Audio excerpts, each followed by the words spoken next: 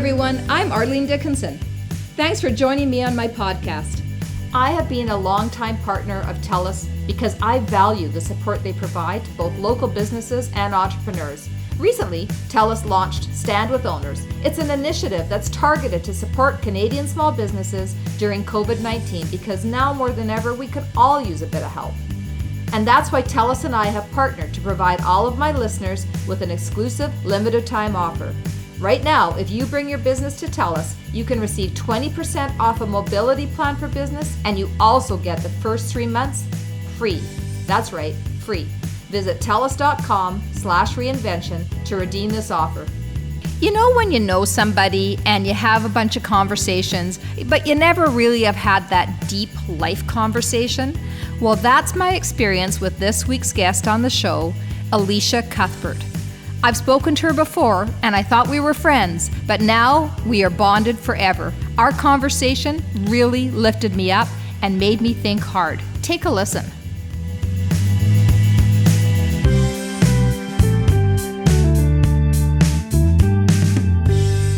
So Alicia, thank you so much for talking to me today. It's so great to see you.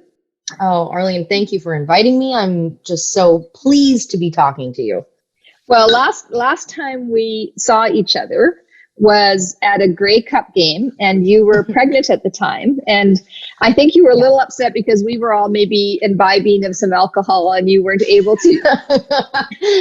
Oh my gosh. You know what? That was kind of the best time to be pregnant because it was freezing. And I think carrying another person on myself kept me nice and toasty and warm. But I was heavily pregnant. I was heavily pregnant at that point. And I feel like, you know, when you're just at the end of the road on the pregnancy, it's those last few weeks that are the most taxing. Anyway, for me, it felt that way. And I was just so uncomfortable, but somehow I managed to keep that red lipstick on. I don't know if you remember, but I decided I had this notion that if I could like just look cute, you know, in the face, maybe no one would notice my body. You looked adorable. You looked absolutely adorable. You were like, I was like so impressed by your, like, I just thought there she's out there. And it was a cold Canadian winter day. And we were all out there freezing. And there you were, like, with the best attitude ever. And I think that we got to see Shania Twain. From a distance. From a big distance. But you know what? It was great. And Dion and I have a photo from that night that we actually framed, and it's really a sweet photo. So I have a lot of good memories from that, eating with you guys before at the restaurant or at the hotel, and then going to the event. And it was a really nice night, and the night that we finally met each other in person. So that was really, really lovely. That was really nice. It was. I mean, we've, you know, social media is wonderful, but it's always really nice to be able to meet somebody in person. And I think, you know, in particular, what I was talking about you the other day, in nothing but the kindest and best way, because I was talking about how when you meet people from the West, I know you were born in Calgary, but then you moved, I think fairly young to Toronto. Yeah. Well, to Montreal when I was 11, but yeah. And then spent a lot of time. I've been all over. I've lived in Calgary. I've lived in Vancouver, Montreal, Toronto, Ottawa, and Prince Edward Island. So it's ridiculous. I've lived in almost every province. It's crazy. It's so crazy. But you have that true Western. Yeah. What is that? Dion too. What is that? Dion too. I don't know. Yeah. I don't. It's hard to pinpoint, isn't it? But it's like Jan. You know, Jan's got that. Yeah, it's funny when I met Jan too at Jan Art, and it was like, I told her this. I was like, it was like meeting an aunt that I had for my whole life. It was the weirdest, most bizarre feeling because I instantly felt like I knew her and just understood her. But I think it has a lot to do with being from the West, and yeah, it's strange. Dion's from Edmonton. And my sister married an Edmontonian as well. It's funny. I told my brother, I'm like, now all he has to do is find a girl from Edmonton. But actually, no, he actually is dating a girl from Montreal. But I'm like, I don't know. We like the people out west, I guess. I don't know. We like to stick with our Western roots, I suppose. But my father actually My father and my mother were both born in Quebec. And then in the early 80s, my dad moved out to Calgary during the oil boom and worked on the pipeline. So subsequently, I was born there, and then my sister, and then later we kind of traveled after that, and then really had a kind of homecoming for my parents when we moved back to Montreal. So it was foreign to me, but very much home for my folks. And then when I met Dion, his mom and dad were originally from east out here in Prince Edward Island, and then again in the 80s moved out west to Edmonton for work, as a lot of people probably did and have similar stories. And then so there's a huge tie between the east and the west for us on both sides of our families, and we really kind of feel comfortable in PEI. There's something about the island that is just inherently special. So we've found our little spot here. But every time I go back to Calgary, I always have a blast, and Edmonton is so fun. And so, yeah, I love the West for sure. Yeah. Well, I didn't, for those of our listeners who don't know, you're married to Dion Phaneuf, who's a Right. superstar, and you're both superstars, and he's a superstar on the ice rink. And you're a superstar in the modeling and acting world. And it's, right. I'd love to know a little bit about how did you guys meet? Like so you were born in Calgary, you then moved at 11 to Montreal, and then tell me how you guys met. Yeah. So we actually, which doesn't happen often. I think it was just around the time frame of it all. We met on a blind date. And what? Yeah. A friend of ours, a mutual friend of ours, set us up, and we went to dinner, not knowing really all that much about each other, other than I knew he played hockey and he knew I was an actress. And I thought, well, this isn't going to go well. Blind this dates. Can't be it. This can't work. Young people listening right now go, what is that? But it's crazy. You at that time in 2008, you could not if you Googled someone, you didn't get very far. I mean, you got a little bit. You got the tip of the iceberg. Nowadays, I mean, anybody, you could just the years and the pictures and the documentation that we have on each other is insane. So I really did go to dinner not knowing anything, and we sat down together and we just instantly clicked and hit it off and had great conversation and had a lot in common, and actually not even really work related, even though we do have a lot of similarities and parallels that kind of go along with being in the public eye. But that was sort of the sidebar. It was really family connections, similar upbringings, both the oldest of our siblings in that, birth order, so many different things on a deeper level that were so much more important than who we were as, individuals in our selected careers. But yeah, and then it grew from there. And then we started seeing each other and started having those really long late night phone conversations where you're talking so long that the phone gets hot and your ear is on fire. It was just like dates over the phone, because we were long distance. He was in Calgary playing at the time. I was in LA, and he'd be like, oh my God, it's 1 a.m. Let's get off the phone. And then it was, next thing you know, we were full on, and I was visiting up in Calgary, and it was hard for him to be in LA, obviously, because he was playing. But yeah, and then we found this connection in PEI. We came one summer. He said, I want to, have you out for a couple weeks to visit my family, meet my extended family. And I was so excited to go, because I had never been to the island. Prince Edward Island was something I'd always wanted to do, bucket list place. And we got here, and I think I love it more than they all do. I was like, I didn't want to leave. I was like, how do I stay? And we ended up extending our trip for a month. And then after that, it just snowballed. And 6 years after that, we were married. And now we have a little kid. And oh gosh, you know how life goes. It's crazy. And who would have thought from a blind date? Which, as you said, anyone who's younger listening to this is going, "What's a blind date? Like, how do you not know the person you're gonna see?" But so just let's. I guess I kind of skipped ahead to when you got married, but I'm really curious because you started modeling quite young. Like you were, I think, 9 years old when you first started. Or were you younger than that? Yeah. Oh, well, I might have been certain jobs. Yeah. Like I remember, do you remember Woodward's? Yes.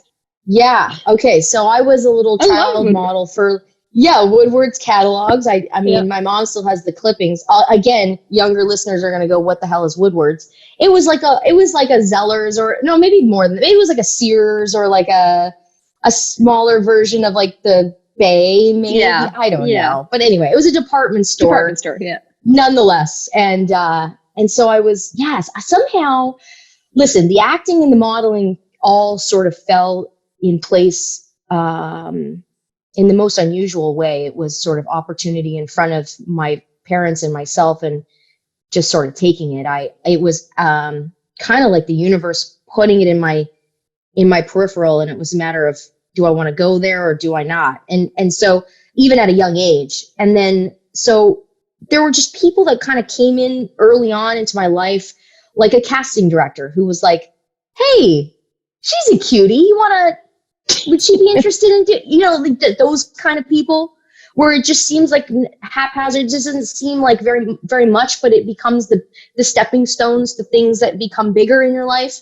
So it was a lot of that weird, crazy universe stuff happening. But I remember being like 11, being in my room going, I'm gonna be in Hollywood. I'm gonna go to Hollywood. I mean, who at 11 says that in their heads? I don't know. I was just like, I am going to be an actress. It was the weirdest. And damn it, did I ever. I was like, I'm going for it. But it was just all these weird things. It was like meant to be. And the right people came in at the right times to facilitate all that, But there was never any like, I went into, I do. And I believe that I've put out everything things that have happened, and things that I've done in my life, even meeting Dion. I remember that at 25 years old, kind of tired of some just relationships that didn't go anywhere. I was tired of it. And I was like, you know what? If it's not going to be with someone for the long haul and ready to be by my side in this journey, I don't need it. I don't need anyone. I honestly, I'm good. Yeah. But if you're gonna, if the universe, if you have someone out there, universe, for me, that's going to elevate this experience and my life, then I'm ready right now. And it was like the next month I met Dion.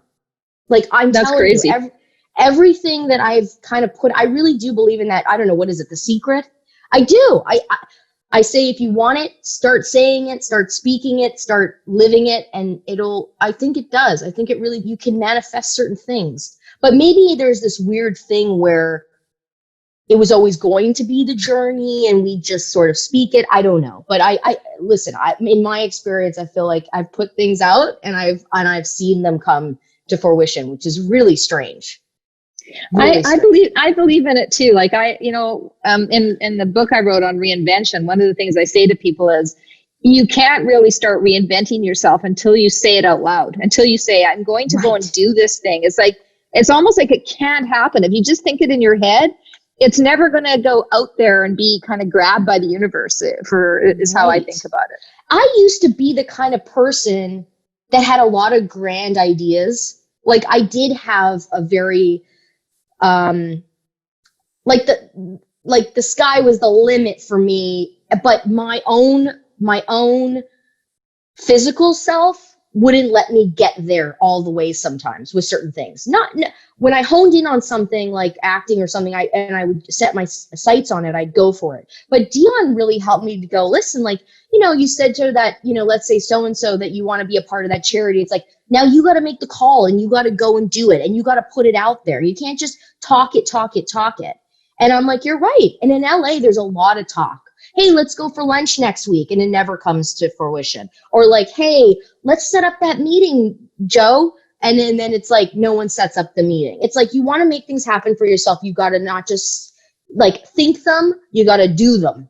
I feel like, I do too. I do too. And I think that's part of the challenge that most people have when they want to reinvent themselves is that, first of all, that first step, that whole kind of all that saying, that first step is the hardest step, and just move ahead to get where you want to get.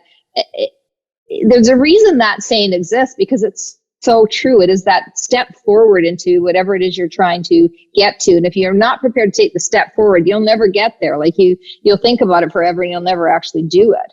And Exactly. and I don't. And I think about you saying that when you were like 11 years old, saying, I'm going to be an actress, and it's funny. I actually could tell you, I always wanted to be an actress. It was always in my head.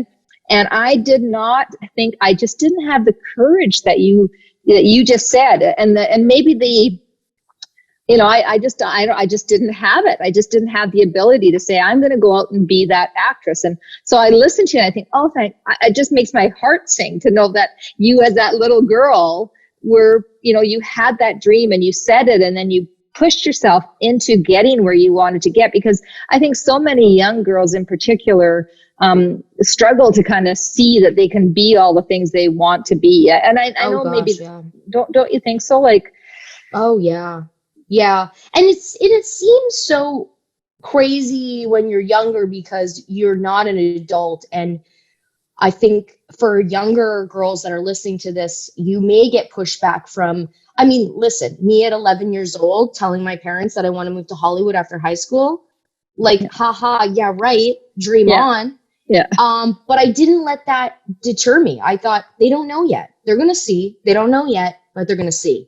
And I think if you keep that positivity and that drive, you find ways. It's amazing how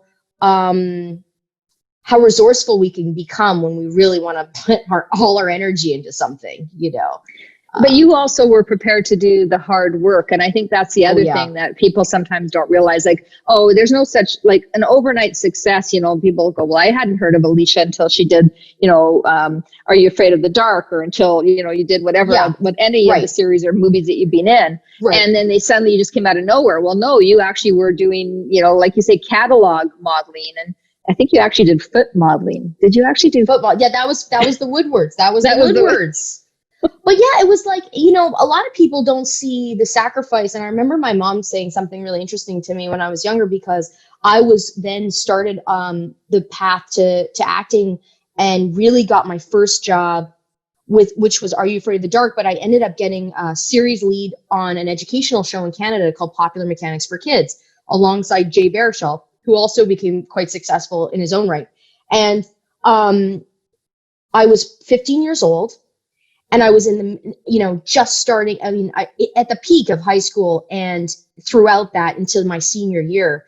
And I was working for 50%, almost 75% of the time, missing out on all the fun things you would imagine you'd miss out on if you weren't having your high school experience. The parties, the friendships, the sleepovers, the camaraderie in the halls, all this stuff. Mine was homework on set, work on set, but I was enjoying myself, but I did at sometimes feel like there were moments of homesickness. There were moments of missing out. There were moments of that party's never going to happen again. And my mom said something really interesting. And she said, you know what? You're working hard and you're working towards your goal now. You'll be laughing later. This'll just be a blip in what the rest of your life has to offer. And in a way, she was right, because I got to experience all that fun stuff in like my 20s in California and going to the club and and just having this grand, and I had friends who were kind of still in a rut back home and high school was their peak, Yeah, so exactly.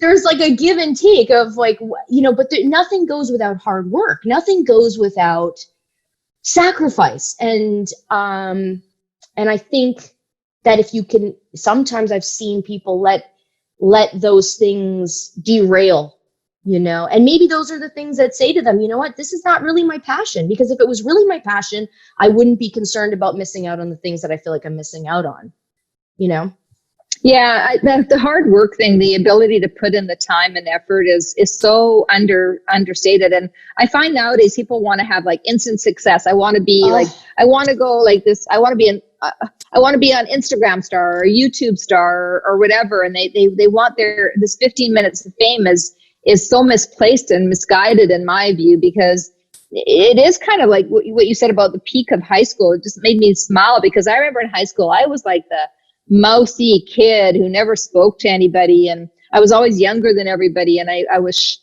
shy and, you know, people never thought I was going to do anything with my life, I'm sure, because I didn't peak in high school. I peaked after high school. And so sometimes I think we get so caught up in, especially again, like you say, to the people that, you know, our listeners who are younger, I say to them, like, don't get worried about what's going on with, you know, in the moment you're in. It may seem so dramatic and so overwhelming if you're not the popular kid, or you're not the top athlete, or you're not the kid that's, you know, getting the best marks. I mean, it just doesn't, it's just a moment in time. Your mom was exactly right. It's a blip. And imagine and add on to that, where we're at in society now with Instagram, and your popularity is based on the likes and the followers. And it's so, I can only imagine how hard it must be for kids in school nowadays to feel relevant when everyone's eyes are on what they're doing, you know, and how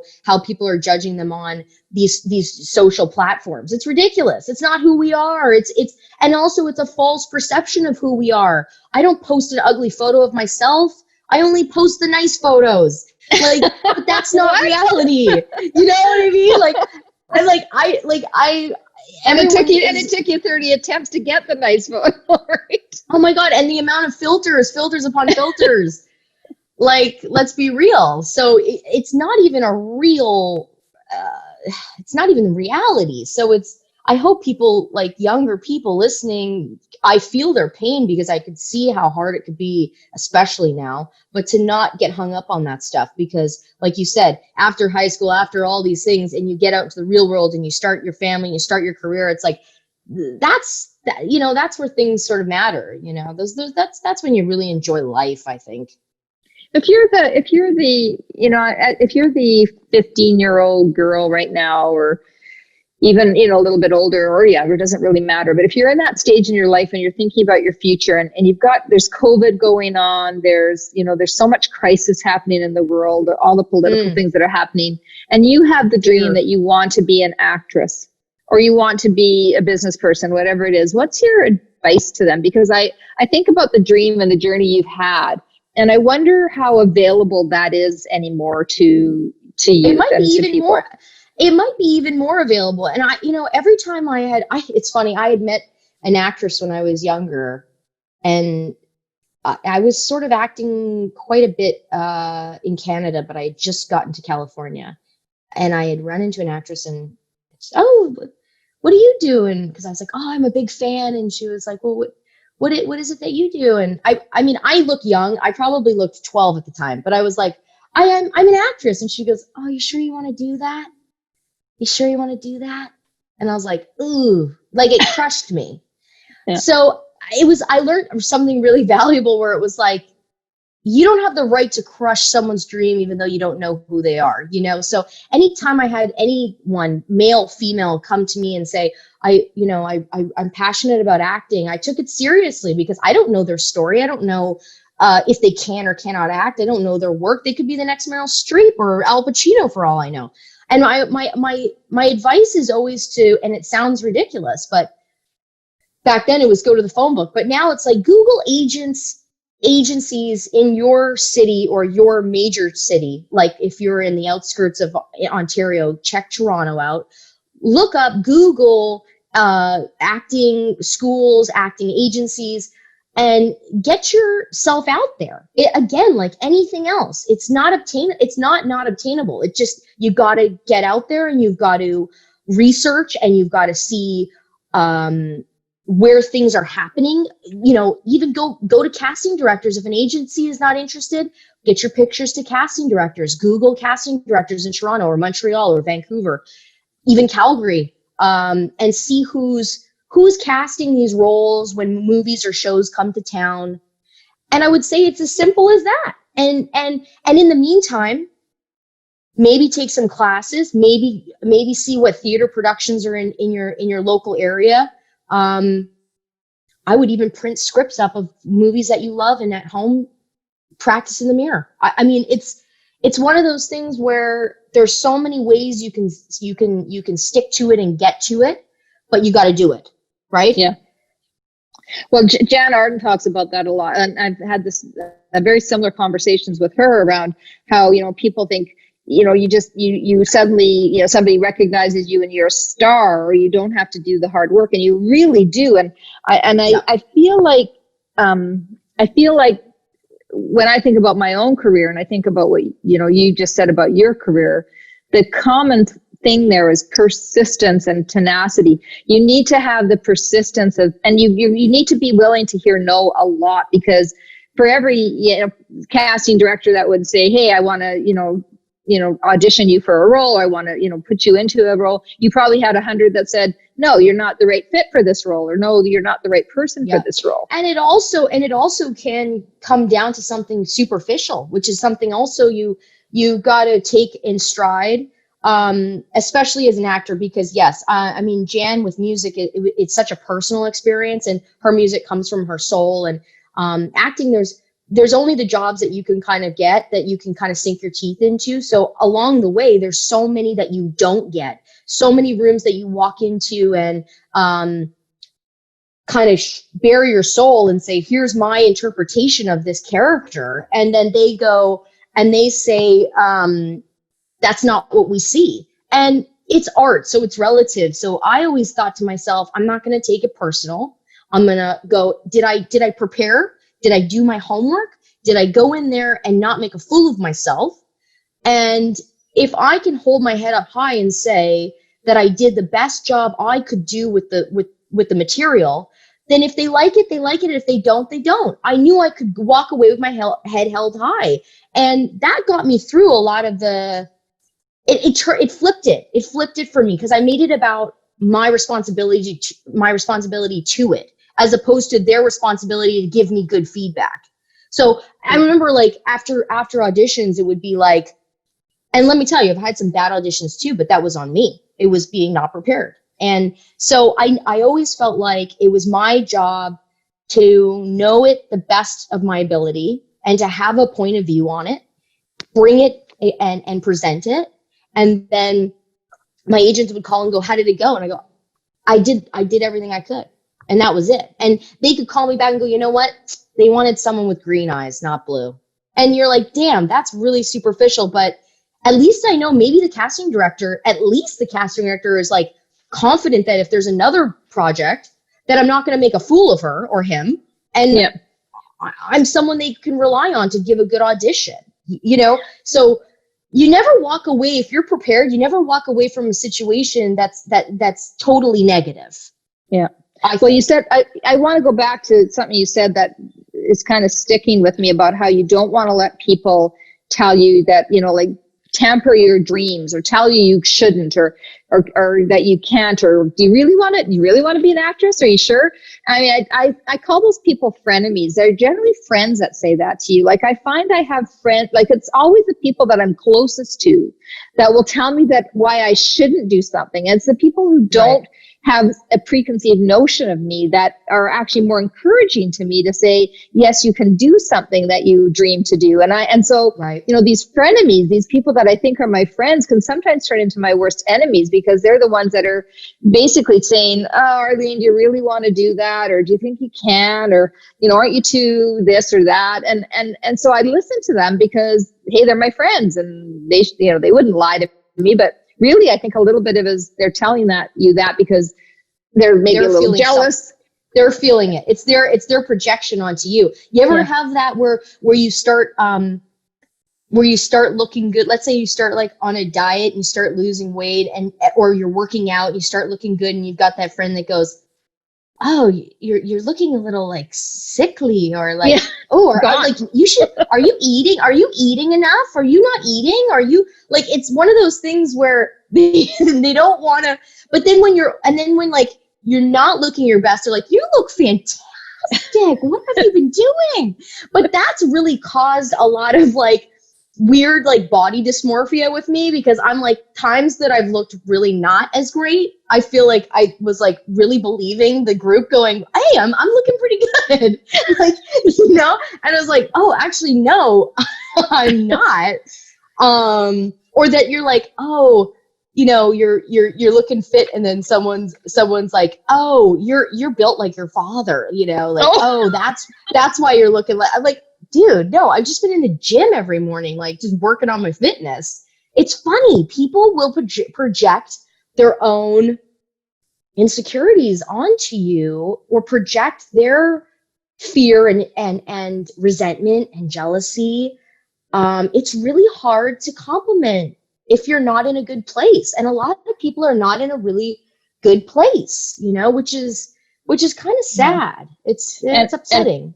And we're trained to listen to other people's perspective of us because, you know, I always say that what we see on other people's outside, we compare it to who we are on our insides. And that's just a wrong metric. Like they can show up looking fantastic and all put together and all that. And you can feel really down on yourself. And you look at them and go, oh, I'll never be as good as they are. Look at how great they are. Meanwhile, they could be having, you know, like you said, they could be having the worst meltdown internally, but they look good on the outside.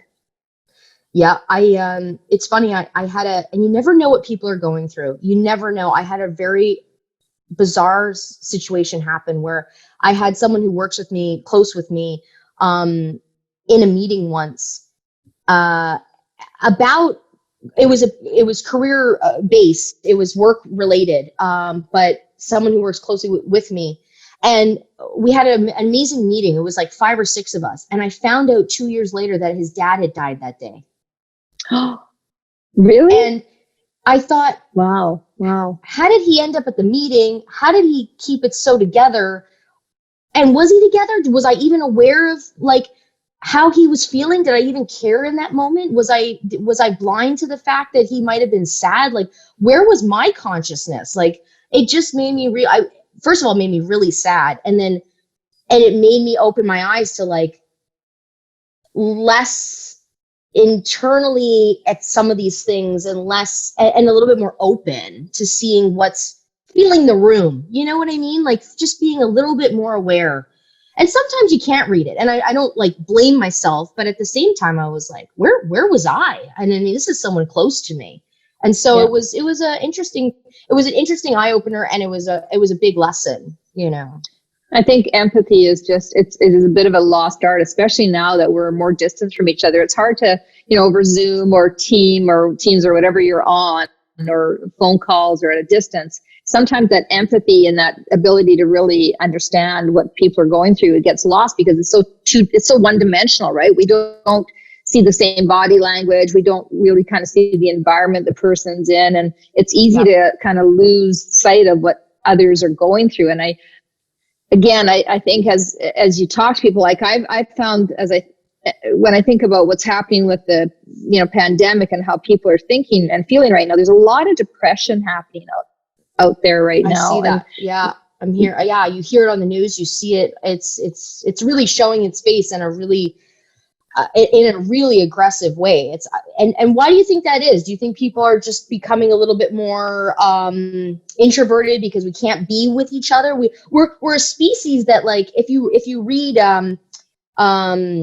what is it, the Sapiens, it's like we as human beings are all about community. Like we thrive on community and being together, and I mean tribal. That's why and travel and religion has become such a huge proponent to our success as human beings, because we can communicate and we can connect through religion. It can be harmful too, but at the core of it, it was because we wanted community. We wanted to all believe in something. We all wanted to be collectively a part of one thing. So and when you take that away, and when you take away human connection, we all become a little lost and a little crazy. Yeah. And I feel like, and I feel like that is what's happening. Although as things open up, people are becoming, and now there's almost this kind of weird fear of each other that permeates, even though you can get close to each other. Now you're a little bit afraid of each other. So you want to be physically close, but you don't get too close to me, obviously. And it's a very interesting time. And, you know, back to the point on kind of reinvention, it's a very interesting time to really be assessing and reassessing your own life. And I find most people that I'm speaking to right now are taking this moment not most. I don't want to sound like if you're not doing this that you're somehow failing, because I think some people are just kind of, they're just blanking out through this period of time because they're just trying to get through it. And other people I know are just thinking hard about what could they do differently and how can they think about their lives differently. So you see people like, you're in PEI right now. You see a lot of people seeking out the same life that, you and Dion have got right now, which is this kind of more of an remote or country style life where it's not the busy cities and the busy, go, but it's this ability to really kind of find time for life and nature and each other. And I think that's a positive that's come out of the pandemic. But then I worry a lot about the people who are in that, very small apartment, who don't have a lot of community around them, to your point on community, who are feeling really alone through this and how they're dealing with it. I mean, the conversation's kind of taken a little bit of a turn here, but I think it's an important point. Yeah, there are people out there kind of spiraling, and then there are people in self-discovery, taking time for themselves and really tapping into what matters most. Like for me, it's like to have a halt on my career and to have an okay reason to just stop. Because sometimes when you're going and your life is happening and your sister's having a baby and you got a movie coming up and you got to prepare for that, and you have a 2.5-year-old that's turning into a toddler, and your husband's career is going on, and when everything and all of that can kind of just stop, and you can have the opportunity, and you're blessed enough, like I am, to kind of be in a place like PEI, like you said, with my family. I've started realizing that I haven't been giving enough attention to extended family, and we're working on that. We're doing Zoom calls every second Saturday, and reconnecting with family that I feel like, can just disappear. And my grandmother, who is 90, I've talked to her more now than I've ever in the last few years. And I've really gotten involved in some of the charities because I can focus in on them, and they deserve the time and the things that mean the most, and sort of worrying about communities and people that need attention where I didn't have that focus before. I really didn't have that focus before. And also the creative juices outside of being an actor, things that I find myself interested in and maybe thinking about creating on a sidebar have kind of come up, which is really cool. Like a friend of mine who's not in the business, but is in the restaurant business. Him and I have been kind of going back and forth about maybe an idea, which could probably would have never happened. I mean, there's been some fun things that have kind of sprung from it, but I'm in a good place. But I do know that there are a lot of people, and I'm seeing it, that are not in a good place. And I mean, if you want to go to the extreme of it, I mean, it's like, Kanye West, where it's like the ideas are spewing and they're coming out but it's causing manic, behavior, and it's just hard to watch, and it's devastating, and mental illness is real. And I think when, like you said, when things start to get real like this, it can get so overwhelming for people, so overwhelming.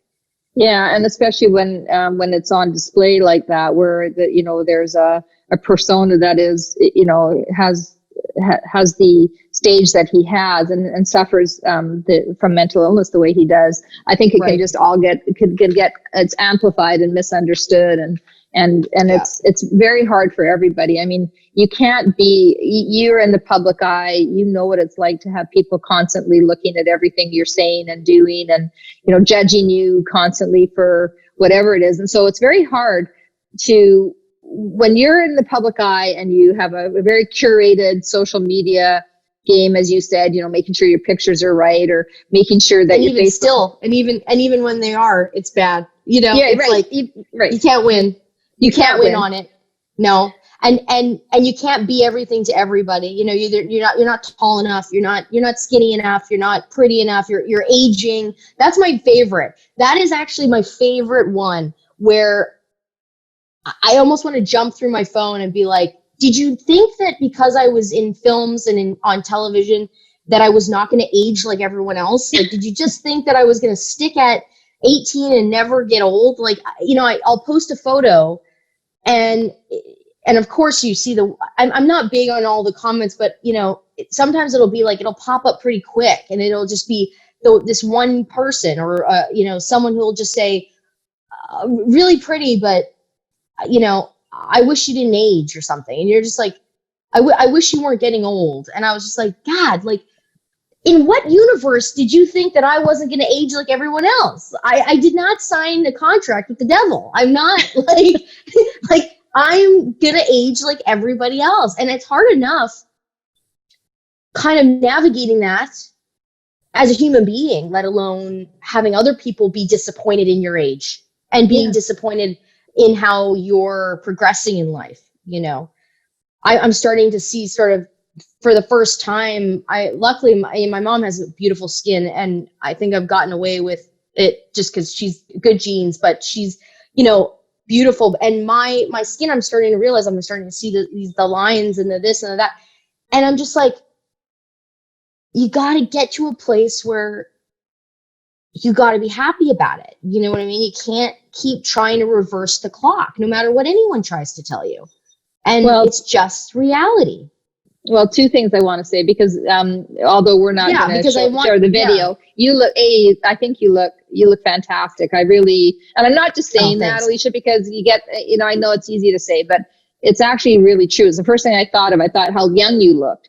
So thank you. The other thing I'll tell you, as somebody who is older than you are, is that there's a freedom that comes with age that's actually really helpful. And that is, you start to, you kind of, I think women in particular, you go through this period of life where, up to your probably 45 to 50, you're still part of the, you can still, you're turning heads, you can still be the center of attention when you go in a room, people still, you're beautiful, you're foxy, you're a cougar, whatever those words are. And then suddenly you become invisible. And that invisibility is actually a blessing in disguise, because what you learn is that you better be okay with who and how you look and who you are, and that your presence isn't about your looks. Your presence is about your person, who you are as an individual. And so now if I go into a room and I don't get any attention, I know and I don't mean it in an attention as a... No, I know exactly what you mean. A bad way. It's more, I know it's because I'm not showing up. I'm not kind of, being... who I am. I'm letting myself be pushed down or feeling like I'm not good enough or young enough or beautiful enough. And now I just go, it doesn't matter. I'm going to just show up as who I am. I'm going to be happy with who I am, and I'm going to be content with the way I look. And I think the world is so attuned now to too much, and I don't mean this judgmentally, people who get Botox and plastic surgery, fill your boots. It's your body. It's your life. I don't care. But if you don't do it and you get older, you start to realize, I love my wrinkles. I love my age. I'm happy that I've lived this long. And so my advice to you is don't let people, those people and the people that are judging you, who are they to tell you how you should look or how you should feel about yourself? It's so ridiculous. Yeah. It's great advice, Arlene. It's great advice, because it tells us and anyone, listening, that, is, I guess at any point, but really when you start like 35 and up, especially 35 and up, because even, the gynecologist tells you you're washed up. You know what I mean? It's like 35 and you're just like, you're done. You're done. Life is over for you. But I think it's a good, yeah. You are zero. But anyway, it's like, I would say that's a great thing to start working on, because even with my job, it's been interesting to navigate actresses who are older than I am, me sort of skewing in the middle, and then the young 20-somethings coming in, and how the attention in the room has already shifted off of me to the 20-year-old, which I kind of smile at and go, oh, I was there once, and I get it. And I'm certainly not bitter about it. If anything, I actually never liked that kind of attention. And when I was always pegged as, after I shot the film, The Girl Next Door, I was definitely, because of the character, was really much pegged as this like sex symbol and whatever. And it was just like, or like, oh, sexy girl on television off of 24. And it was like, it was so not my character. I was so not comfortable in that role. So it was always felt like, first of all, the wrong title. And second of all, tough shoes to fill to accommodate everyone's desires. You know, that was really a lot of pressure for me. Like, I felt like I almost skewed the other way to avoid the attention. I almost stopped caring about myself, and for a small period of time was just like, I just don't want to even be photographed. I don't want to be, I just didn't want the pressure of it. And then when I realized it was like, oh, their ideas of me are stemmed from this. And now being almost 38 and being not the focal point at most of the time, but still, like you said, I'm still in that, I'm not quite there yet, but what a great way to start working on not caring about whether you are that person in the room and really focus in on yourself. Right. And that makes you attractive. Like when you walk into a room, not concerned about if Joe Blow is liking what you have on and owning what you have on because you feel good in it and you love it, you exude a confidence that is unspeakable. Like it just becomes. And you think about like Helen Mirren and Meryl Streep and some of the actresses that are older who I don't even think about their age when I think about their performances or what they bring to the screen. I just think about their skill set and their amazing, and there's so much about them I just admire. So I think, do you want to live a life that you're admired for your looks, or do you want to live a life where you're admired for your talent and and what you bring in the world? And I think in your industry in particular, it's got to be overwhelmingly difficult. I mean, every time I go to LA, I think, geez, I need to go get a boob job. I need to go get I need to get everything.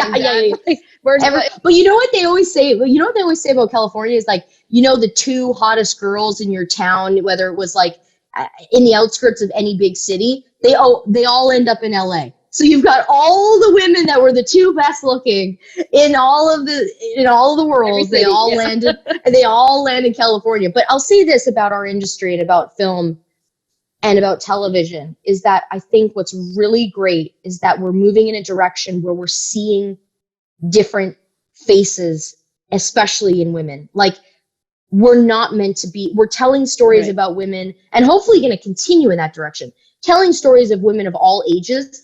And like last night, I it's funny, when Dion goes fishing late night, that's my night to put on like an old movie. I have a really hard time watching current films, but I'm obsessed recently anyway, or in the last few years, been really interested in old films. And I watched Fred Astaire last night in, You'll Never Get Rich. I don't know if you ever saw it, but and Rita Hayworth was in it.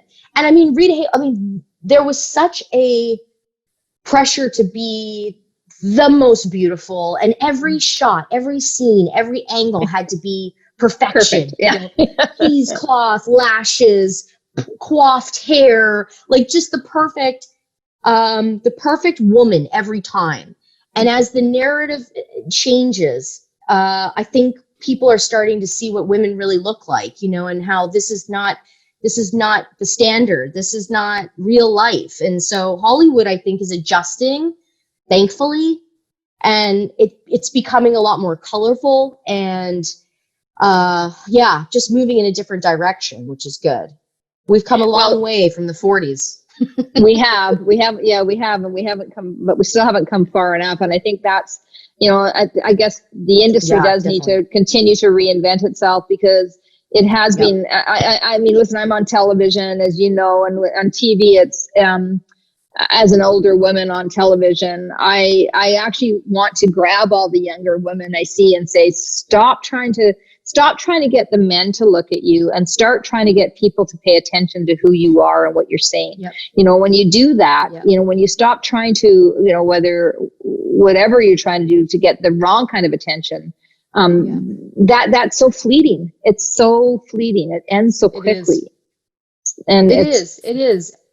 And it's true. And you know what? It's every time you go to post a photo, or you go to, you do this, you do that, it does bring almost instant gratification when you have something like that out there where you get this sort of attention, and you can't live off of that. That's just not.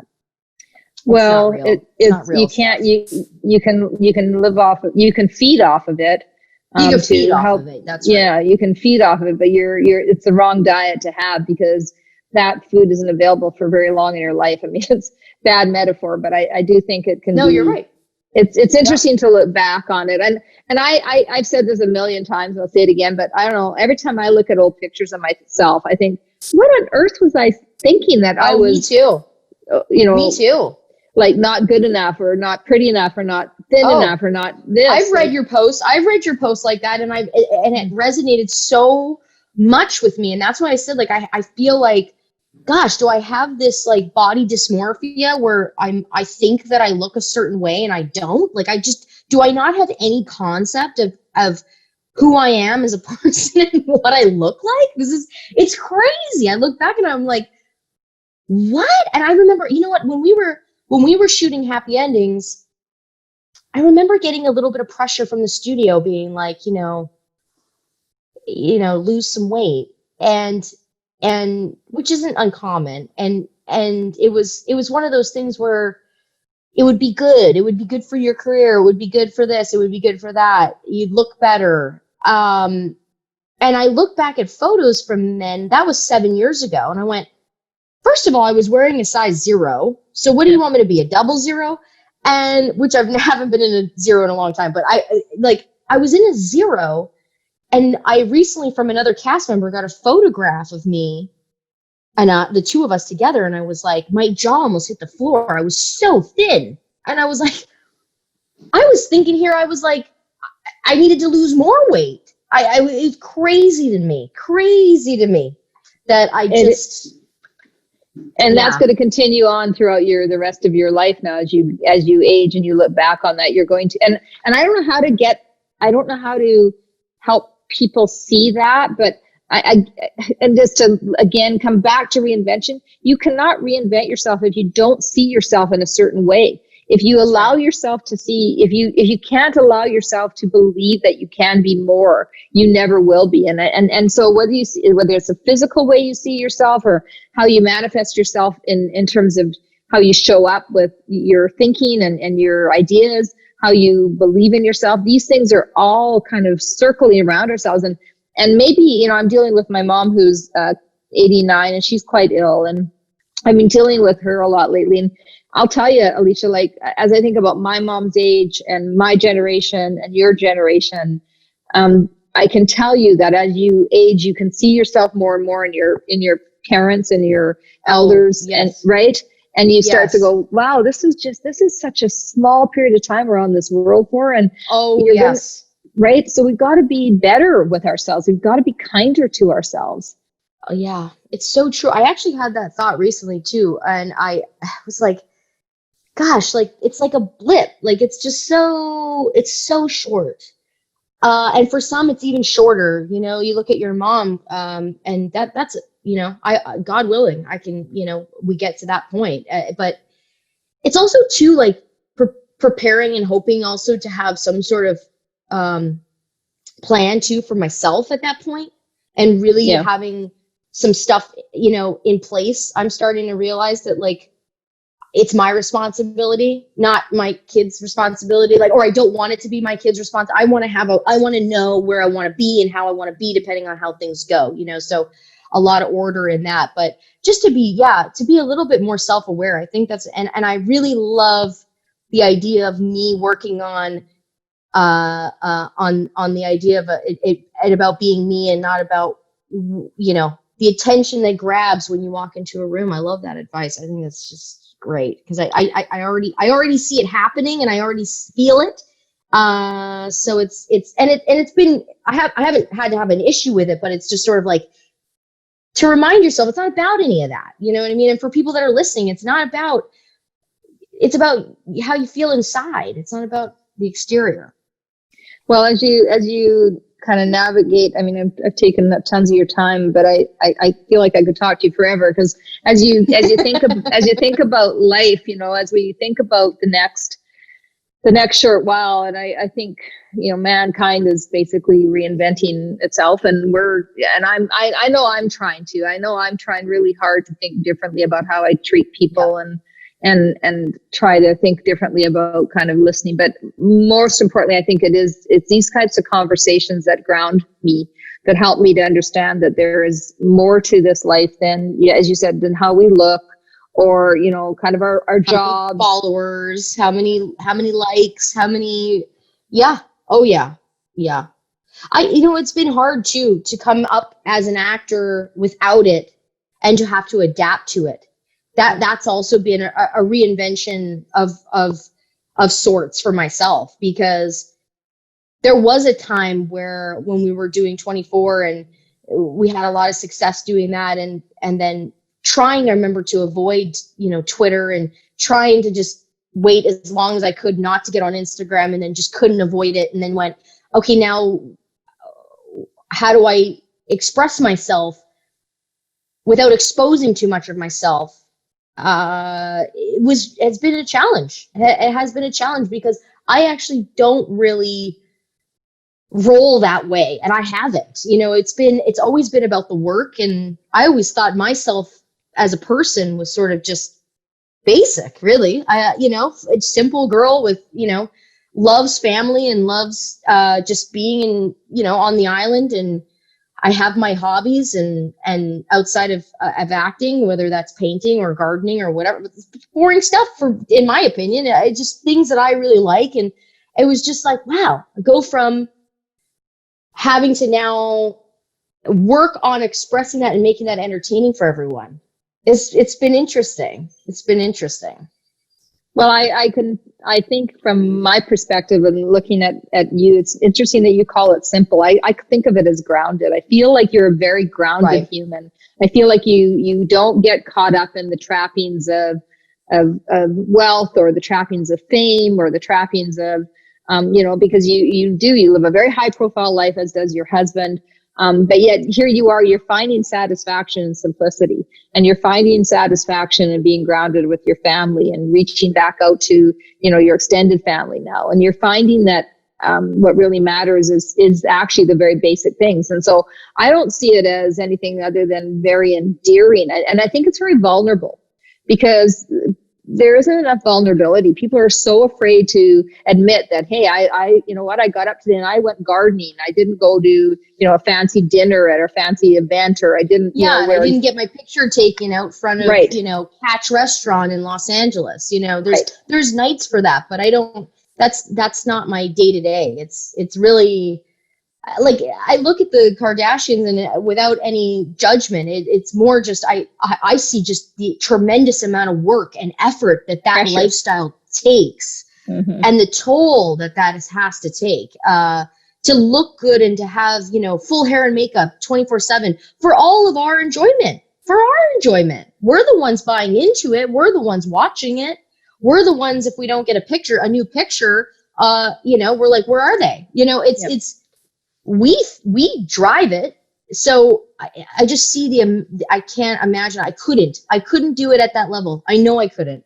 I just don't have it in me to fight for perfection, and to be perfect is just, it makes no sense. I can't do and maybe too much work. No, and maybe that's a good way for us to kind of end the conversation, because I do think there's an amazing lesson there around you at some point in your life, you have to come back to what really matters to you, and all the attention of everybody else isn't what matters. I think that's what we've been circling around saying here over and over again, which that's is, right. Like being true to yourself, and being okay with finding happiness in things that matter to you, not to anyone else, is everything.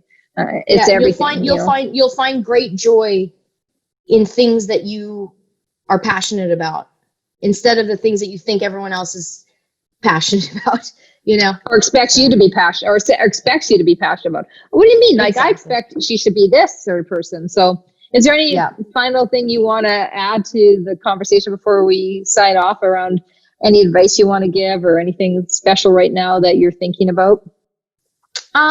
No, I mean, like I said, I've been really focusing in on some fun charity stuff that I'm so happy. It's funny. We normally do this amazing, and we have a mutual friend, Bruce, that has come to the event in PEI called the Enriching Gala for the Special Olympics. We have a cousin who's in the Special Olympics, and so we do this huge gala in Prince Edward Island. It's a small island, but we really come together to raise a lot of money. Last year we broke our record and raised $250,000, which supported the entire program on the island. And it was so great. But this year would have been our 30th anniversary for the gala, and we couldn't do it because of COVID. And I said to Dion, we can't just start calling up friends for donations. So I had kind of thought to myself, well, I've been really getting involved in my own fitness and running. So I teamed up with Race Roster, and I'm hosting a virtual run the last weekend of August to raise money for the Special Olympics. And it's going to be fun. And it's a great way to get out, and if you're a runner, to keep running. And then if you haven't run, to set a goal. You can also sign up to walk. But anyway, it's a lot of fun. It's on raceroster.com. If you search my name on Race Roster, it'll come right up. And so if anyone's out there interested in working on their fitness or getting involved or even just donating, that would be amazing. But yeah, I'm passionate about these little things that I want to just help the community and be of service in that way while we're kind of waiting for the world to get back to somewhat of a normal place. Well, you're a good human, Alicia, and everybody go to Race Roster and look for Alicia's name and sign up and donate and do what you can to help Special Olympians, because they are amazing. Yes, they certainly are. So, Alicia, thanks so much for spending the time speaking with me today. I learned a lot about you, and I love you. I think the world of you. I think you're an amazing human. So, thank you. Oh my gosh, you are the best, and I hope that we can get the friends all together. I love speaking with you. Anytime you want me back, I'm here and ready. So that was just absolutely delightful. Anytime. You're gonna be sorry you said that.